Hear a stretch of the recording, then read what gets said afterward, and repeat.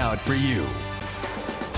Tonight, action out of Salem as the contentious bills that triggered the longest walkout in the state's history are now one step closer to becoming law. It's 11 o'clock. Good evening. I'm Jeff Giannolo. And I'm Elizabeth Din. Now to a look at some of the major bills that passed just today and are now headed over to the governor's desk. First one is HB 2002, which protects abortion and gender-affirming care, though a rule that would have allowed minors to get abortions without parental approval was weakened as part of the walkout deal. Also, HB 2005, originally a larger gun control bill, but after the walkout, now limited to just banning ghost guns. HB 2645 creates misdemeanor punishments for certain amounts of fentanyl possession. This did not exist before, since fentanyl is a Schedule II drug, not Scheduled I. So this puts possession on the same level as drugs like meth and cocaine. And HB 2426, which would finally give Oregonians the option to pump their own gas. And so drivers in Oregon may soon be able to do just that,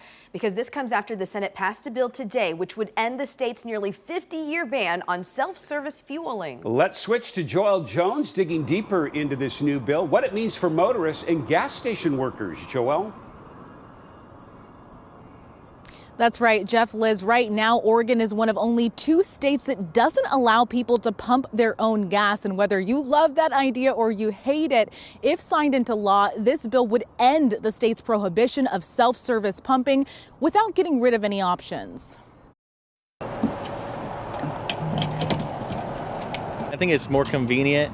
I could see some upsides, downsides, I guess, but I'm just used to doing it myself, coming from another state, so it makes sense to me. Big changes at the pump could be coming soon to Oregon. Today, the Senate passed House Bill 2426, which is now in the fast lane to Governor Tina Kotek's office for a signature. As one of only 2 states without legal self-serve at gas stations outside of the pandemic, if signed into law, the bill would give drivers the option to pump their own gas or have an attendant do it. Oregonians appreciate and respect choice.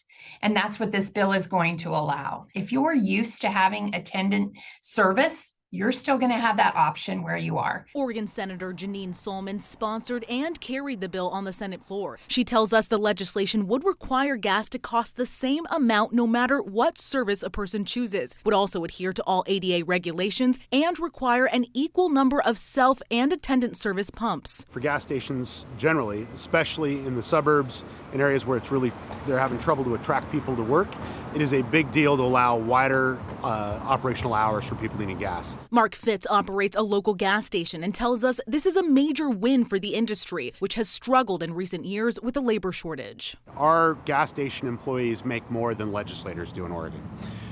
It is not a minimum wage job. There's a certain level of pay to do it, and there are just not people taking those jobs. Sometimes we have just had such a workforce issue. We've had to have stations that have closed lanes because they only have so many attendants to take care of their stations.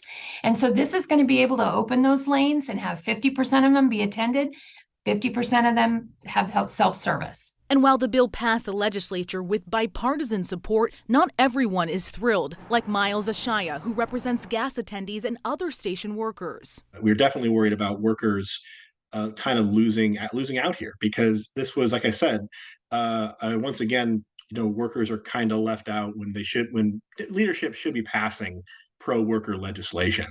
And instead we have kind of the self-serving pro-employer legislation, which is not good for workers. And although he tells us a lack of transparency and involvement in the legislative process has the union worried about what this means for workers, lawmakers who push to make options at the pump a reality tell us they don't believe this bill will impact jobs and say instead this is about creating options and driving Oregon into the 21st century. But again, 2/3 of Oregonians have come back and said they are very excited about this opportunity because 48 states, now New Jersey's on its own, right? 48 states already had these policies in place, and it was time for Oregon to join. And again, this bill is on its way to Governor Tina Kotek's office for consideration. So we will continue to follow this legislation and bring you any updates as it develops. But for now, live in South Portland, I'm Joelle Jones, KOIN 6 News. Joelle, thank you. And tonight, Washington State